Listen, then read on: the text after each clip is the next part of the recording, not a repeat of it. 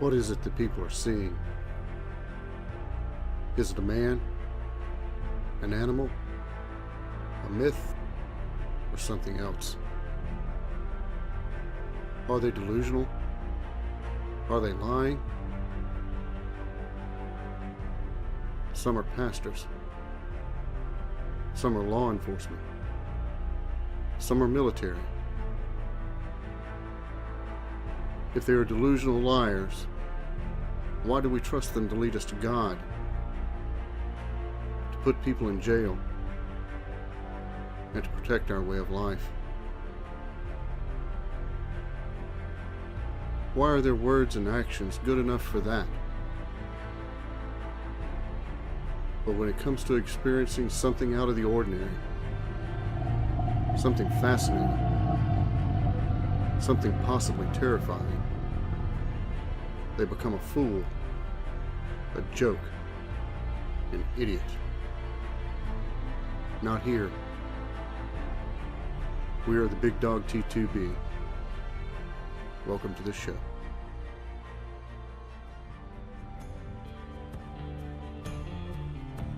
Hello everyone, my name is Jack, and welcome to the Big Dog T2B.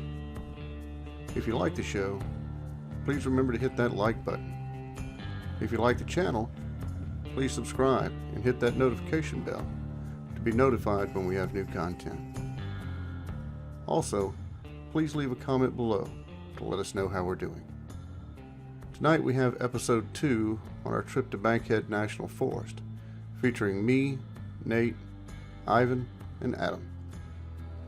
Part 2 presented the same audio challenges as Part 1, and just like Part 1, we did our best to make the audio the best we can. These episodes were a lot of fun to make. I really miss those guys already. Our primary intent was to cover what happened on the trip and to show how personal experience changes the way we perceive the world around us. The only downside was not getting to hear from my oldest son, Joe. Maybe we can get him to do a call-in show sometime soon. Last, we want to express our special thanks to Adam and Ivan for taking time to discuss, let's say, the possible. Please turn your volume down now and adjust as needed. On with the show.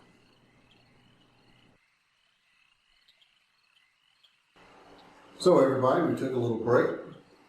We're back with Nate, and Adam, and Ivan. Why do I have to be last? We're here at Ivan's place, and we don't all agree, and we don't have to agree, and that's part of the beauty of our friendship. We talked a little bit about what happened in Bankhead and the different ways in which we interpreted what happened. Ivan has something that he says, because he's a pretty devout non-believer. He respects my opinion, Nate's opinion, other people's opinion about what is possible. But Ivan has this thing he says about anyone that has been in the woods and whether or not they have ever been afraid. Can you tell me what that is, Ivan? Yeah, I've sat there and said a million times, darkness in general, of what you cannot see, we as humans, these little monkeys that we are, what we can't see, you will be afraid of. It's not the giant standing in front of you in the daylight that scares you. You know his disposition. It's what you cannot see in the night that will make you very afraid. You can't dwell on it, but you have to know it's there.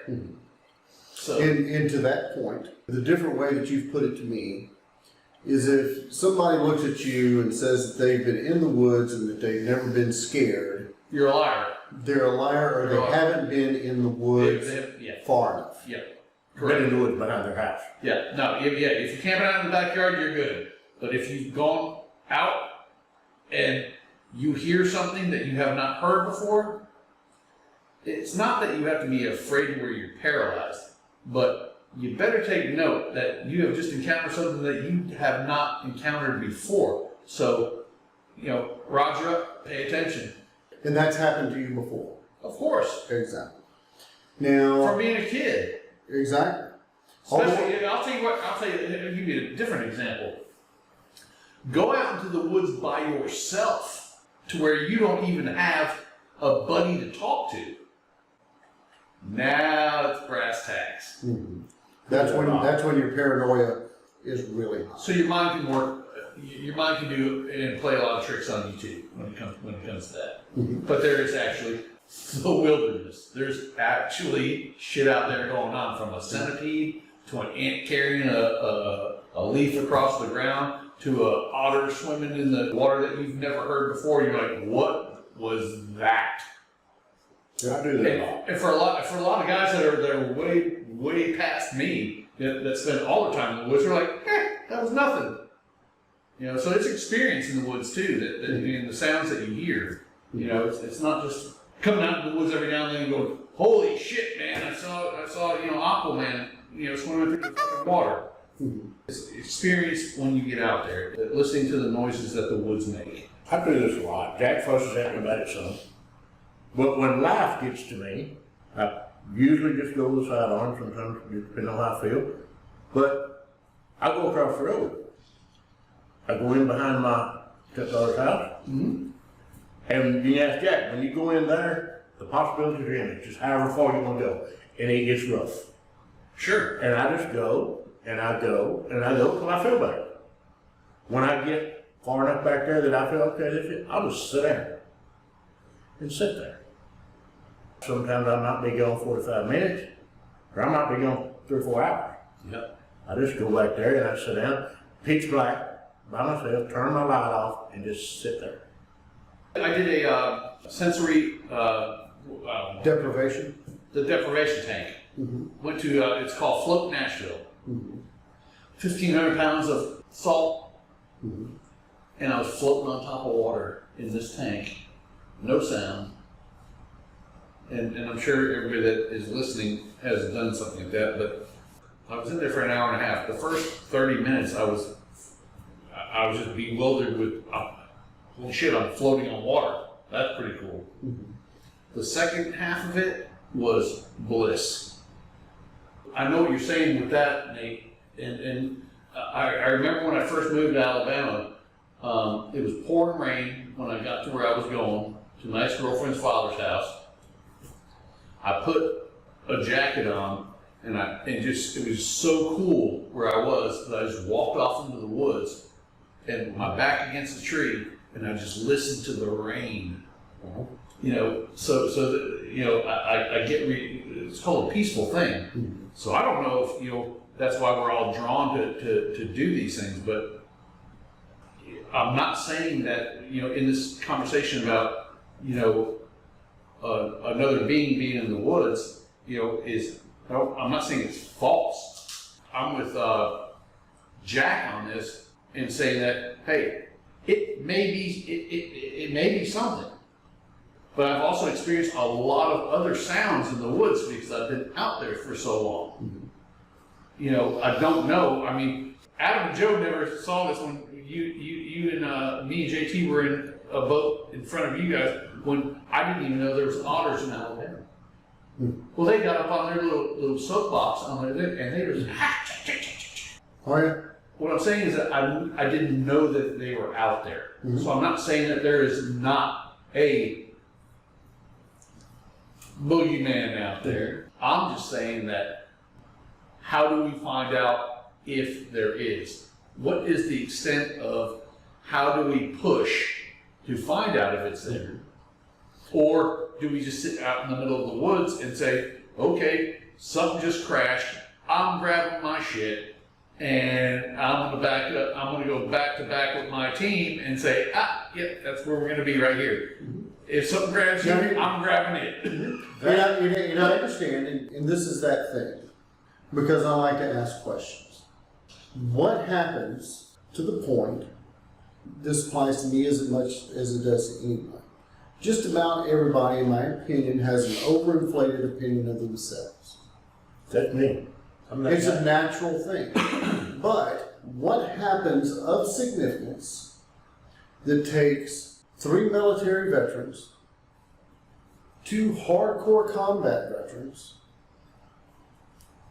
2 lifelong outdoorsmen,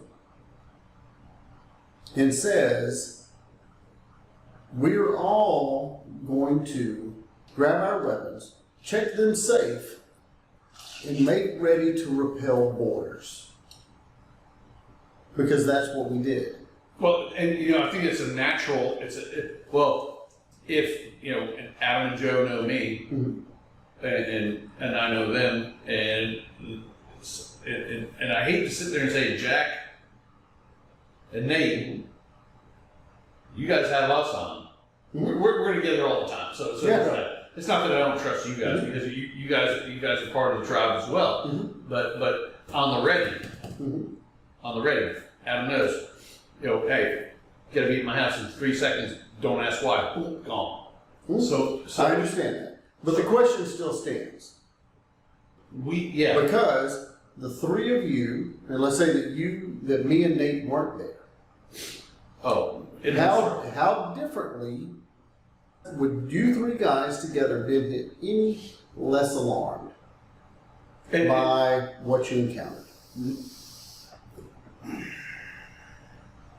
Speak to that, Adam. No, I mean, so the noise, if I had to put money on it, I would say it was probably a tree. Okay. Even at the time. Okay. However, it was a disconcerting noise. It didn't sound normally the way that a tree falling does. But what would our protocol be anyway? It would have been the same. Where do we stand? Yeah. Where do we stand anyway when you hear something out of the ordinary? Especially when we're somewhere where we don't know what else is around us. My thing for that incident is I'm used to doing most of what I do by myself. And let me tell you something. That's badass, brother. And, and truth of the matter, I would rather be by myself than be with somebody who I don't know what they're going to do. You fixing to get the first Bigfoot baby spanking across your knee. But when something like that happens, something takes over me, because I'm an adrenaline junkie. Yeah. I have always, that has kept me in trap all my life. I can't back it. And something takes over.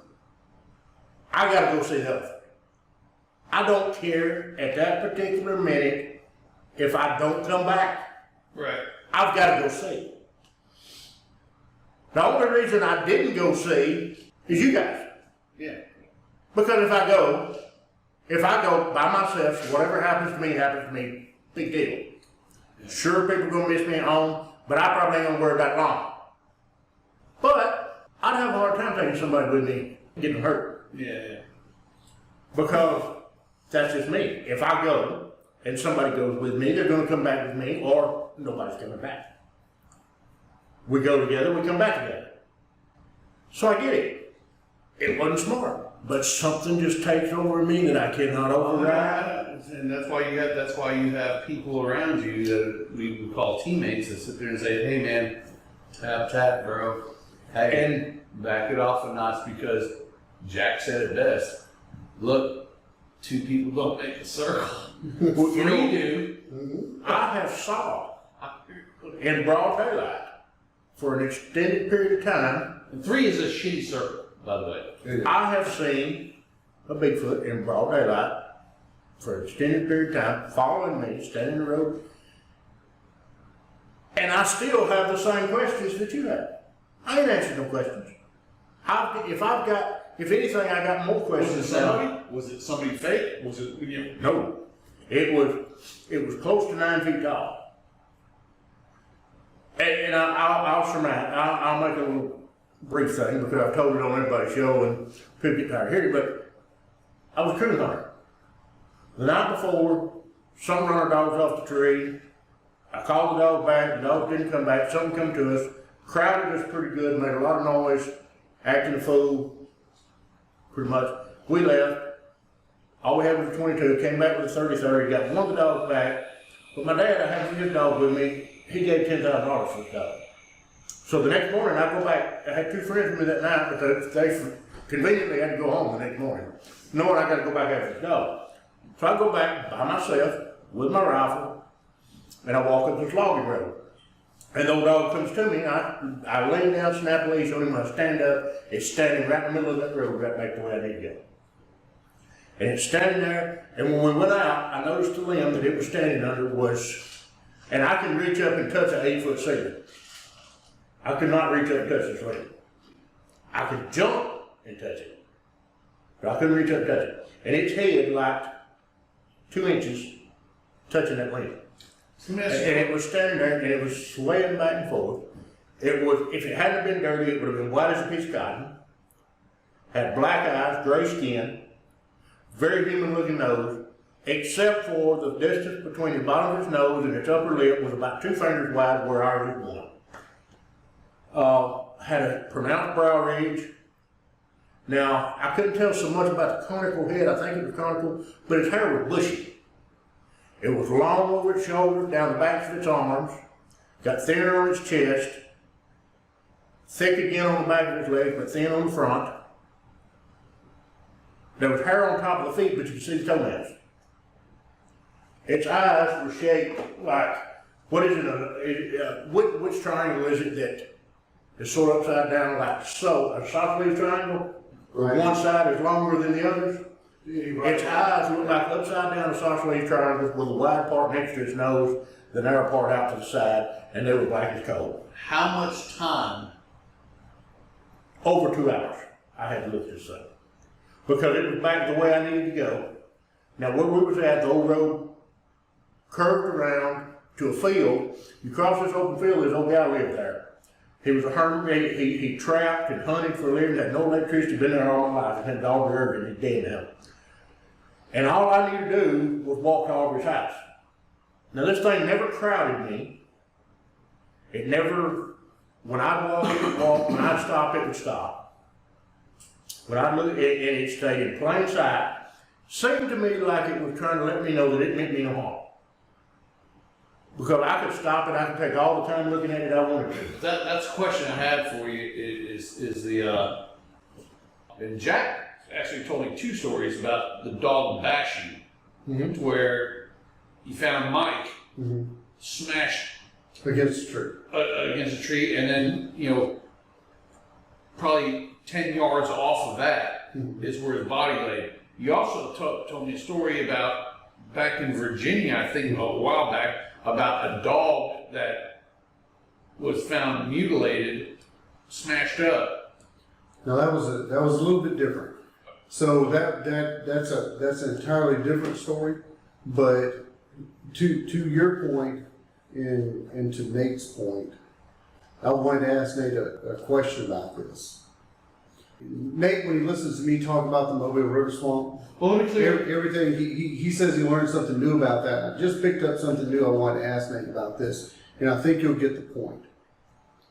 When that thing stepped out in the road and it was back the way that you needed to go,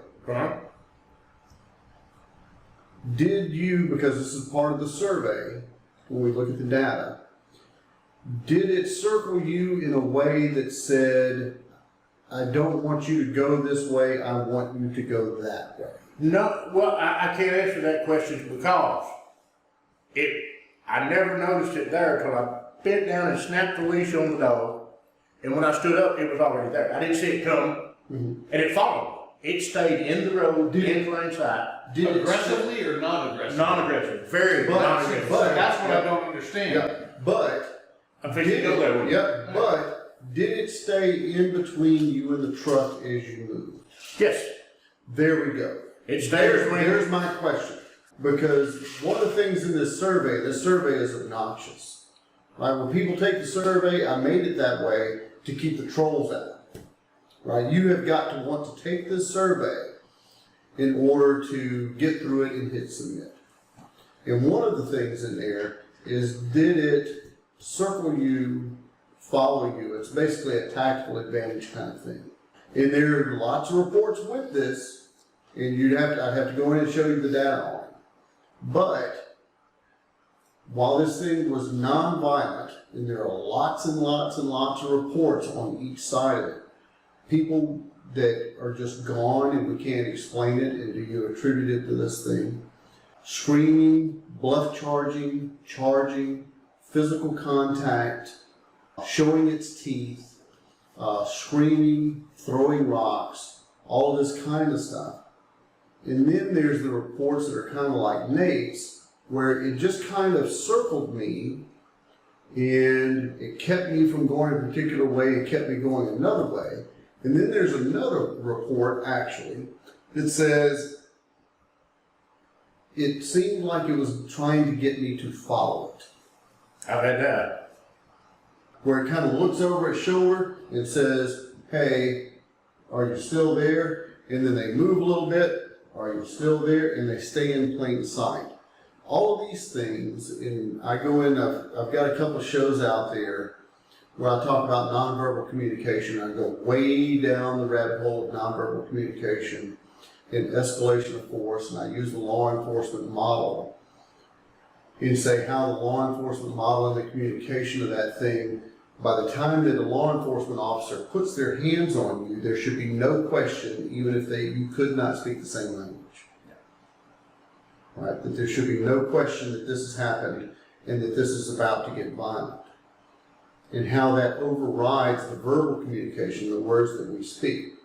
Well, we're talking about in the middle of the woods. Well, I understand. You remember when I we were talking understand, about but that animal ATF stuff. Do I? You remember when we were talking to that ATF agent that one night? Yep. And you were blitzed ass drunk. Yep. And you kept standing up, and every time you stood up, he stood up. Yep.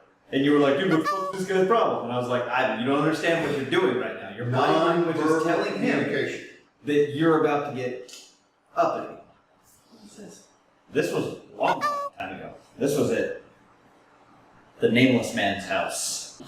That guy. Yeah. Oh, I'm just saying, that's what he's talking about. I'm just saying. But nonverbal communication, right? I'm just for the record, Adam. Fuck that guy.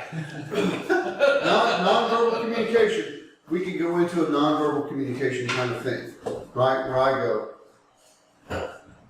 and now I'm leaning forward, I've shifted my weight over my forward foot, and then the non-verbal communication of, Cocking back, yeah. right? All of these things, and I've been a bouncer a good portion of my life, I can spot 95% of the problems when they step through the door. I have not met them, I don't know their name. Don't need to. Don't need to, because I can interpret the non-verbal communication that overrides the verbal communication. Part of this thing and what Nate is describing and what happened with him that I hadn't picked up on before, and he may not have picked up on it before until I asked him, is that what he saw, what happened to him, this thing, this animal, whatever it was, maybe it was some weird, say ugly things, inbred backwoods person that decided to put on this weird suit and go out in the woods, but it has the knowledge, the wherewithal to stay between him and his truck. Now that's a problem. And if you took everything away from it, let's say that it's a dog or it's a pig or it's whatever that thing is, and you've got this thing, and let's say, God bless you, Nate, I'm not saying this is the case, but let's say that Nate mistook what he saw for a bear. What are the chances that a bear is going to spend 2 hours keeping between you And your egress. and your egress? Not gonna happen. That's a tactical thing. That is a higher understanding, level of knowledge, interpretation, manipulation of advantage kind of thing. And that's why I say that we don't know what we don't know when we get out into the wilderness. Because many things have been passed off to sit there saying they don't exist anymore. Mm-hmm. And like you guys know, that until somebody shows me something, until Bigfoot is not blurry, Yeah, I get it. you know, and I'm not doubting you, Nate. I'm not doubting you. Whatever, what you saw is what you saw, and you know what? I don't doubt that you did. I just didn't see it. right. So here's the question. And the thing about it, I'd be the same way. I'd be the same place you are, had I not. Because I have the same questions that you have. I do know. I'm sorry. Right. So my question in that is, and we take this into basically a comparative analysis. Now let's take and throw ourselves back into the 14, 15, 16, 1700s. And let's compare the abilities of Native Americans. Now these are people that, like these things, should they exist in that natural environment every day. And this is one of the problems with things when we start measuring stuff, right? We measure things by our abilities, by our perception, and by our stuff. And to put a fine point on this, I've done this in other shows. If you come down from the pole and you come up from the equator, there is a narrow strip of land where we can live naked and not die. It is you are susceptible to a lot of disease at the same time. But just based upon the thickness of our skin. Yeah, physically, a human will live, but we can all kinds of rot your cock off in that. I understand, right? So there's this narrow strip of land in between the pole and in between the equator where we can live naked and not die. It is very narrow. Now you take Native Americans and the Europeans, Spaniards, whoever, Asians, whoever, come over to North America, and here are these Native Americans that have been operating in this environment, and they do it every day. It's a part of their thing. And we assign some great mysticism, some great level of ability, because they were able to track a duck across a pond. They could disappear into the woods. They came out and I never knew they were there. There were a whole bunch of them. And all this kind of stuff, right? We put that stigma on there and we demonize them and we mysticize them and we gave them this thing, and this is another human, right? And if you take this thing that comes from law enforcement, it comes from military, it comes from clergy that says, hey, here's this thing, it's big, it's ugly, and it does its thing, and it stands in line with a tree. It doesn't stand horizontal and break the outline of a tree. And if we take what humans could do and the way that we mysticize that, right, and what we have done to Native Americans and taken that way of life away from them, those legends don't exist anymore. Not in the same way that it did even back when I was a kid. I'm not a young dude. But even back when I was a kid, the Lone Ranger in Tonto and what Tonto could do compared to the Lone Ranger in the natural environment was real, and it was based on things that were more extreme. So it would be spirituality, and you get out into and so I'll sit there and say this, do I believe that there are spirits in the air around us? Yes. Do I think that they will sit there and make their presence known whenever, or in the woods, or make a sound, or whatever? Yeah, possibility. Could it be whatever you want to call it, Bigfoot, Yeti, whatever? Could it be? Sure, it could be. And that goes down the road in the Bigfoot world, because I know you're not that guy. That goes down the road. It's not to say that I'm not that guy. It's just but it's not a part of there. It's not a part of your day-to-day. No, not at all. But people that have Bigfoot as a part of their day-to-day call that the woo. Like, woo! The mystic, the mysterious kind of thing. They call that the woo factor. But let's take the woo factor out of it. And let's take a comparative analysis of the Native Americans and what they could do because they were humans and they operated in that environment. I have an Indian, a single one. And you say, what are his capabilities? Because he has operated in this environment without technology.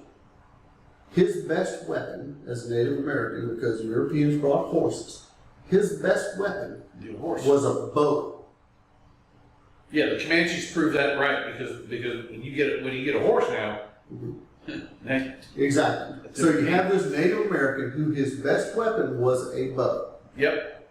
And that Native American was able to lay waste to the technology of firearms and all of that stuff. Correct. And this was a human of smaller stature Right. that was accustomed to operating in that environment. Now, if you take that to a comparative analysis, and you say, okay, based upon North American known species, saber-toothed tiger, giant sloth, all those other things, gigantism as it happened in North America, right? We had all these things that came over to North America, and all of a sudden, because of the environment of North America, gigantism occurred in natural fauna that created all of these giants. And you say, what are the chances of something coming over, experiencing an occurrence of gigantism? It is accustomed to operating in its natural environment. When it stands next to a tree, it doesn't break the outline. And because I don't break the outline, I can look at you like this. You can't see me. I can see you. I can operate. I have relative intelligence of somewhere between great ape and Homo sapien. When you do that, when does myth cross with natural ability? Because of perception. Because we measure them by what we are capable of compared to what they do every day. And this goes for birds, it goes for rabbits, it goes for deer. All of these things with these very, very, very small brains go out here, they operate from the pole to the equator, where we can't. And they not only survive, but they flourish. So my question is, I go out to the woods all the time, and I find bones of all kinds. Whether it be a possum bones or deer bones. Rarely do I get deer antlers because the mice love them and will eat them up. Where are the bones? Personally, I think they're very deep. That's a good note. How did they know how to bury the bones deep enough that something else wouldn't uncover them? Because I know that when you bury your pet, you bury that shit too shallow. Something's gonna be there. Nate, you already know that, right? Yeah. And I'm not saying that they don't bury their own, but there's got to be something missing, a tooth, something. Now, if you can have whatever, I'm just saying there is a remains of every other species, from bird to fish to human to any other animal on this earth. There's a path that has left a bone. So where's the bone? To that, I would point to numerous known species that were thought to be extinct for millions of years. You talked about that earlier. We did, right? And the problem is that in each one of us sitting in this room, there are things present in us when we die that are present in us without anything, without, get kind of gross, without maggots, without beetles, without mice, without coyotes, without other carrion, all those things. There are things present in us that are meant to do away with us as soon as we die. Of course. And that occurs. Now, we go back to the billy ape. The billy ape, again, is 6 feet tall, from my little bit of research. Around 6 feet tall if it were able to stand straight up. It's in the neighborhood of 300 pounds. Here's a good one for you. Chimpanzees. Chimpanzees arguably have been on Earth for millions of years. Species Pan. We are derivatives of species Pan. There was not a chimpanzee bone in the fossil record for all of the chimpanzees that have occurred on Earth over the last several million years until 2007. And just a quick footnote, Jack. It's gonna get funny out here. Okay. If I had a thumb that grew out of the side of my heel, I'd climb the shit out of some trees. Absolutely. Absolutely. But you say fossil record of known species. right? Why don't we have a fossil? We did not have a chimpanzee fossil. And we can say, based upon the lineage in the way that we have just dissected the known primates of the earth, So we did not have a chimpanzee fossil in the fossil record until 2007. why? Because, Were there because of how hard it is to create a fossil. Preserve, yeah. To create a fossil, to preserve a bone. Well, it should be what is alive at the time. Okay, say this. If there is something in the woods, when I go camping, I'm not out there to disrupt Low impact. the wild. I'm just out there to sit there and free my mind and get out there and watch a fire and just chill out, like Nate was talking about, just sitting there in the dark and just clearing his mind. So at what point do I even care? I'll coexist with whatever's out there. Not out there to do that. However, when things starts crashing around, I'm going to throw my triangle out there and we're going to make sure that, hey, there's not a bad actor in the woods. When you were in grizzly country, and people operate in grizzly country, they go camping, they go hunting, they go fishing, they live in grizzly country. And the thing about grizzly country is that you know the grizzly, its motivators, you know its activities, and you know how to interact and to deal with a grizzly. And then how do you do something else? So I would like to ask everyone, what is something that has happened to you that you've experienced when you were out there in the woods where you said, man, you got me. I'm no longer comfortable. Let's start with that one. No longer comfortable. So there have been times out in the woods or just out in general that I've experienced things that made me uncomfortable. That night. And oftentimes it's when I don't know exactly what something is. It's the unknown that bothers me. Not knowing what something is, what's making a noise, what's doing something. Let me give you this, brother, because we're going to talk front to front. We're talking about that night. That night? That night, just that night. What I want to say is because I know you, brother, what did you defer to when you didn't know what was what? Oh, my weapon, of course. So what were we going? No, I mean that's right. No, so yeah, during that trip there was definitely stuff that happened that I don't know what it was, and that to me is the most unnerving is not knowing. We've been out in the woods a million times, right? And we don't have the Sasquatch overtone. Right. We just go out there and go.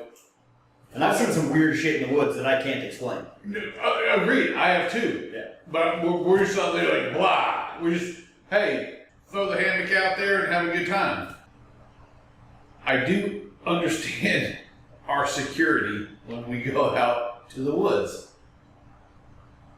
But at what time, that time, do you think that it was because we were on in fairness, do you think that we were, because you and I talked about it before we went out there. So we talked about it before we went out there. Yeah, Like, if we're going hunting Bigfoot. Right? Right. And if we were out there under normal pretext, like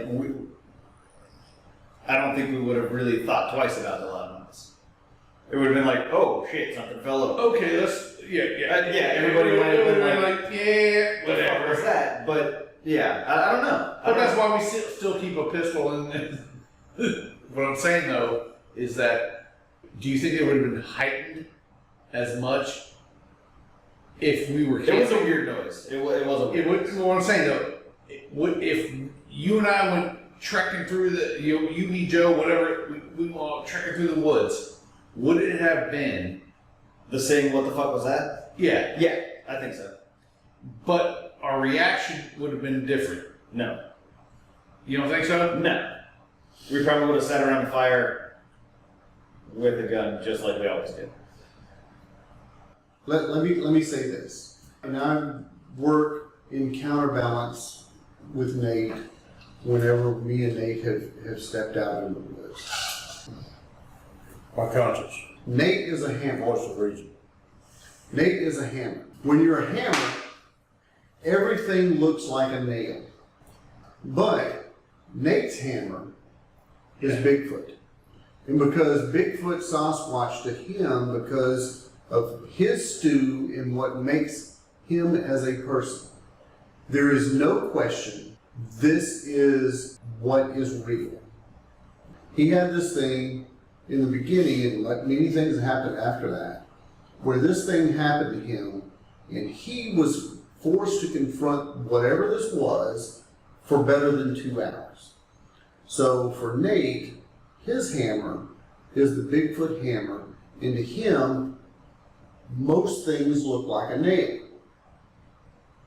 In me, I'm like, well, you've got 1, 2, 3, I can't find 0, and I can't find 4. Nate, 100% came in contact with something. You know what? He is good with that. And some people aren't. You know, some people go down the road of PTSD that come to us, they make these reports, and they say, and I'll say it because this is not a kid-based show that we're doing tonight. These people, young people, old people, country people, people with pride, will make these reports, come on the show and say, I pissed myself. I shit myself. That's right. That I cried. I broke down. Why? This person, exactly. Why? What would cause somebody to admit that? This person that was a part of our group, they killed themselves. They never came back. Right? And what would make someone come on and humble themselves in that way? Somebody like you, right? What would happen to you that would say, Nate, you're a man's man, you're an alpha male, we're in a room full of that says, yeah, I just shit myself and I cried and I became an alcoholic and this girl that was with us, she wasn't ever right. We couldn't talk about anything around her. She killed herself. She went down to drugs and she killed herself.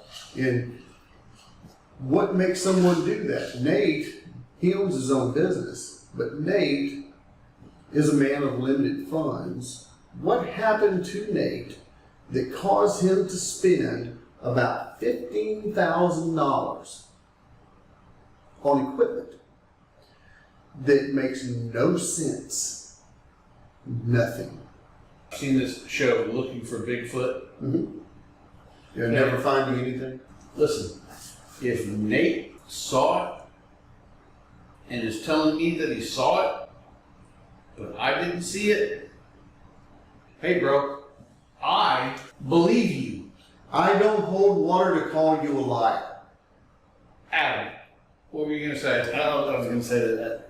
I think what he's getting at is that there has to be, in all of these instances, some type of an event that shakes someone to Gotta that have something foundation that is so outside of the realm of possibility that they witnessed that it. No, I get it.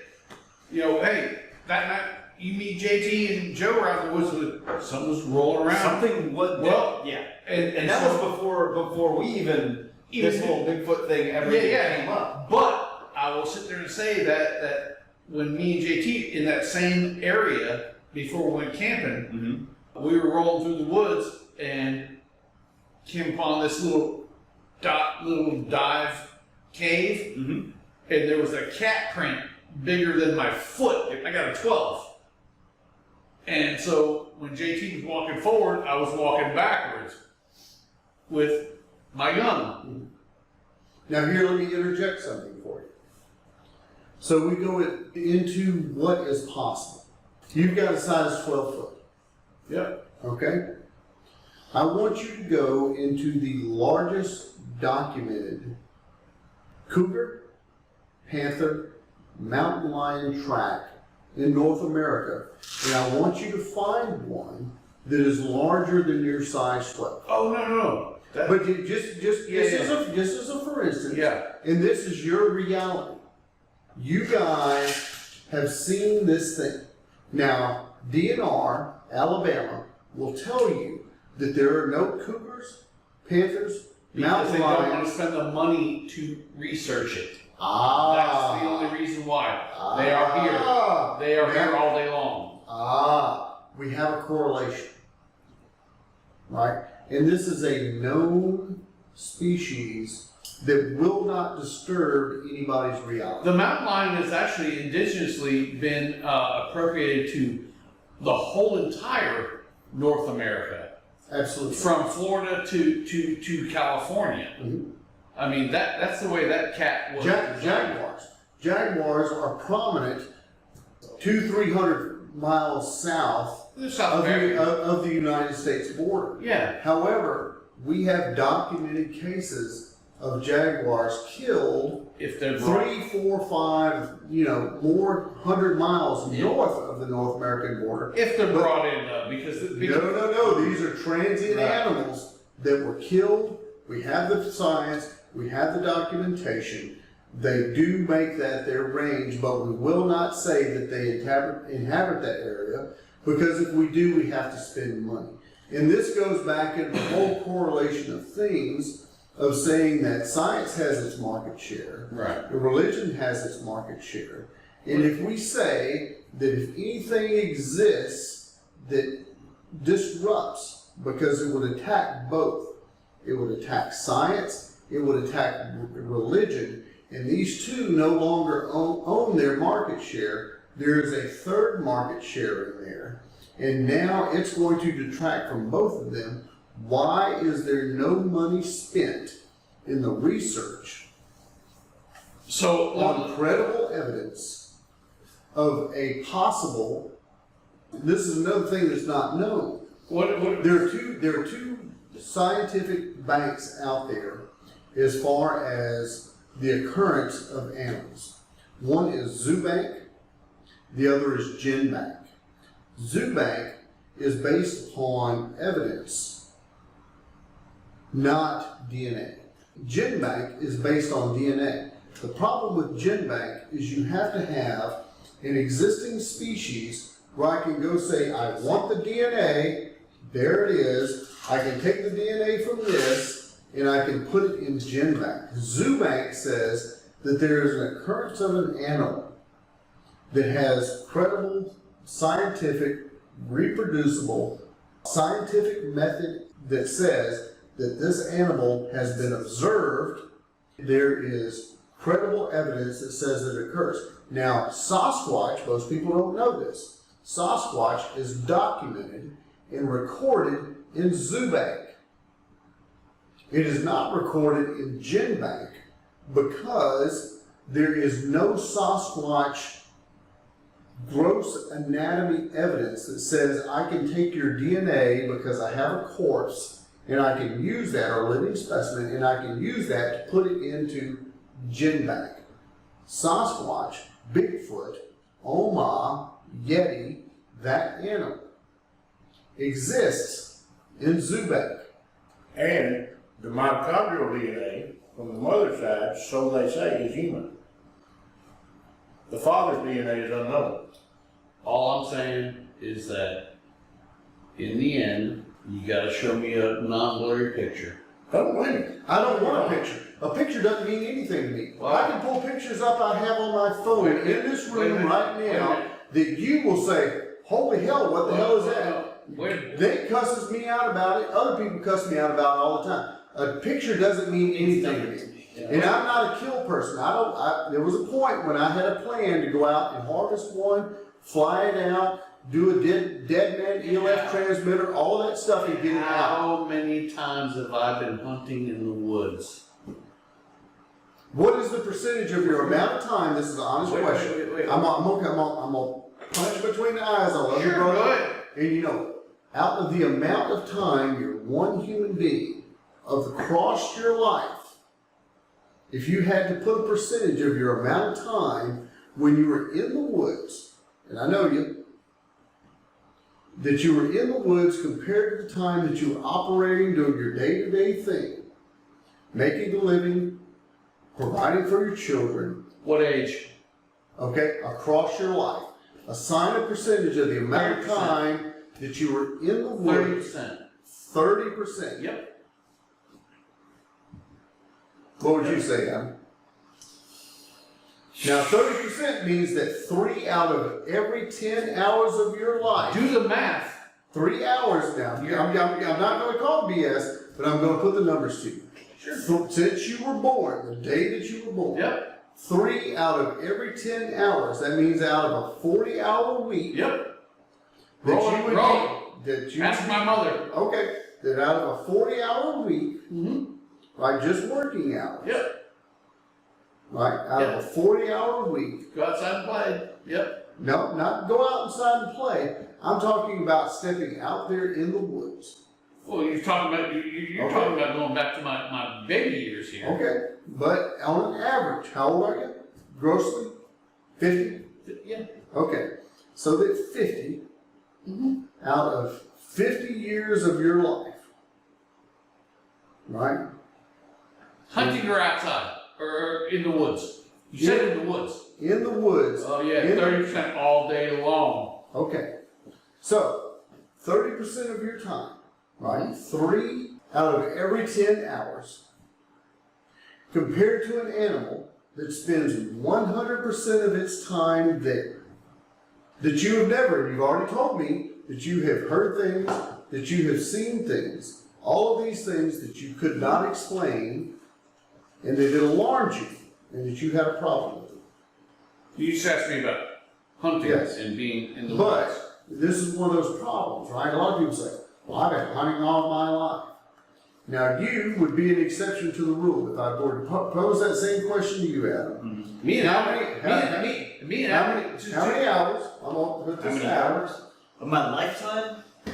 Because when I was a kid, I spent Percentage. He's talking about percentage. I said 30%. I'm go with it. I'd say probably He's 10, more. 15, probably more if you take into account how much time I spent outside as a kid. I 22 spent- bucks and head out into the fucking woods? Yeah, I would disappear into the woods for a week at a time by myself. And that was, back home in Colorado, like it's a little different there than it is. There's bears, there's cats, there's all kinds of crazy shit out there. You're in Florida. Go outside and play. And you know bears, you know cats. And I got no worries about it. I've been very close to both, yeah. I have to. Yeah. Right? And you have to. Not the cats. And still, with that thing, you haven't seen it, but you knew something was there, And don't know what it is. but it was not a bear, Yep. it was not a cat, it was not a human. Yeah, I've been chased down by a coyote before. That with Exactly. my bow, that was like, oh, now we're just gonna have to sit there and put my palm behind my arrow and wait for this shit to happen. I've definitely been in situations where there is something out there in the woods with me. I don't know what it is. know what it is. Yeah. I cannot There we go. I cannot say without a doubt what it is. Exactly. And that bothers me. Yeah. But how do you go from point A to point B and say, and to your point, Bigfoot wasn't on your radar. No. Now, if you would have gone back to that point, and Bigfoot was on your radar, would that change your perception of what you were experiencing? I don't think so. Okay. And I think the reason I feel that way is just because I can't definitively say I know what something is, Mhm. or if there's that, the unknown of I don't know what something is. Mhm. It's hard for me to jump to, well, it's this, Mhm. when I can't say what it is. Exactly. So, I'll tell you one of the things that happened to me relatively recently. I went out because of things that were happening around the property. I live in the middle of a big piece of property. And I circled around the shop. And as I'm looking at this thing in that flashlight, you've seen that 5-pound flashlight. Mm-hmm. Yeah, that's a big ass flashlight. Yeah. And it will shine literally a mile. Yeah. And I pick up eye shine, and when I look at this eye shine, as I'm looking at it, I say that this eye shine is about knee level. Okay. And as I'm looking at this eye shine, and this is the field behind the house, I know the terrain, I know how the ground rises and falls and all that stuff. And as I'm looking at this thing, and I'm thinking, okay, this is about knee high, deer laying down, deer maybe right there at the crest of the hill looking at me, whatever that thing is. In the course of, I'll count it out, 1, 2, 3. In the course of that amount of time, this thing would have either had to come up that hill toward me, or because it looked like it went like straight up. The eyes went straight up to the point to where I was looking at something that was basically below my knee to something that was about a foot to 2 feet above my head. And I'm looking at it at a distance of about 50 yards, 50, 60 yards. And it's a heavy mist. My light is lighting up the mist more than it's lighting up anything else. But as I walk out, because my wife is disturbed about some stuff that she's seeing in the backyard, and I walk out, and there's this huge, 30-acre field, 20, 30-acre field behind my house. And as I step through these goldenrods, because it's really cold and the goldenrods have died, and I'm stepping through this thing, and I look, and I say, nah, just a deer. And I'm kind of looking down at it at 50 yards, to the point that I'm absolutely positively looking up at it. In the course of 1, 2, 3. About that long. And then as I'm looking at this thing in front of me, and I'm standing beside the shop, and there's this dry wash. It's dry in the wintertime, it's wet in the summertime, that I had just crossed, and it goes behind the shop. To my right, something starts to close ground on me through this scrub that's on this dry wash. And I'm looking out in front of me, across this field, at this thing that is all of a sudden got a lot taller than it should be. Even if it was standing at the crest of the hill, it was a good foot to 2 feet taller than I am. And my light is lighting up the mist, the fog in the night. It's just that bright. You guys have seen the flashlight. And as I look at this, from my right-hand side, this dense shrub comes.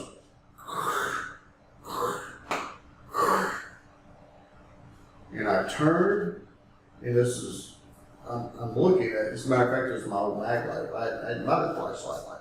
Yeah. And I turned, and I looked toward that, and I started backing up. And as I backed up past the shop, and I told Wendy to stay on the deck, I got past the shop. Now I've got some hard boundary over here. I've got some soft boundary in front of me. The thing that I saw was off to about my 10 o'clock. And Wendy came off the deck. I didn't know it, and she had crossed the driveway, and I heard the gravel crunch about 20 feet behind me, and I swung. It's a 6D mag light, and I swung, and I turned around, and I pivoted. I'm glad she was that far away from me, because I probably would have hit her. Right? That is the most recent thing for me that's happened where I say, nah. What in northern Maryland, just short of Pennsylvania, is going to be on 4 feet, is going to have eye shine a foot to 2 feet above my head. It's a challenge. It's hard. Edit that one. So, I'd like to say thank you Yeah. very much. Ivan, you're my brother. Yeah. I love you. Enjoy the same whole thing. It's a mentally challenging thing. It's a question. It's a question. It's a cool thing, and you know, whether it is, whether it's not, you know, I mean, for everybody to find out, and people will go, you know, there'll be a voyeur to go out and search. But how long? Question for you: how long has the Bigfoot challenge been going on? Do you have a date or time that when people first started researching this? Leif Erikson, before. Oh shit! Now we're going where? Now we're going. That's a documented fact. I challenge you to go to Google. Sure. And look it up. Leif Erikson encountered large, hairy, oversized, human-looking things when he came to the North American continent. Shit, Nate, you better run. Before Columbus ever thought about leaving Spain. And that is a documented. We're gonna use Nate as a liaison officer. And that is a documented fact. I love you, Nate. That's the way that's gotta be. In closing, again, Ivan, thank you very, very much, brother. I love you. Adam, thank you very much. And this has been kind of for us a very special episode because we have people that have had things happen to them in their reality they know. Right. Where you guys went out with us and you guys can give a different perspective where there are things that even for you guys, you question and you say, man, hell, I don't know. I don't, yeah, for sure I don't know. Yep. And we thank you for that. And we do that all the time. Every time we go up, every time we step off into the wilderness, you step off into something that you don't know. Nate, you got anything to add? I've enjoyed it immensely because we've been waiting to do this show for how long? Going on 2 years. Yep. And having all the people in the right place at the right time to get it done, and this is the first opportunity we've had. It is what it is. I know I saw what I saw. We experienced what we experienced. So much you can't explain, and it only leads to more questions. So Let's keep on going out onto these campouts or stretching it out way out to the wilderness and find out. And I'm down for it. I don't discredit it. I'm just saying that, hey, let's go step off into the suck and find out what's going down. I'm looking at November. So, as always, be careful. If you decide to step off the pavement, if you decide to step off the trail, if you decide to get back into areas where people normally don't go, you need to be mentally, physically, and emotionally prepared for what you may encounter. God bless you. We love you. And until next time, have a good evening.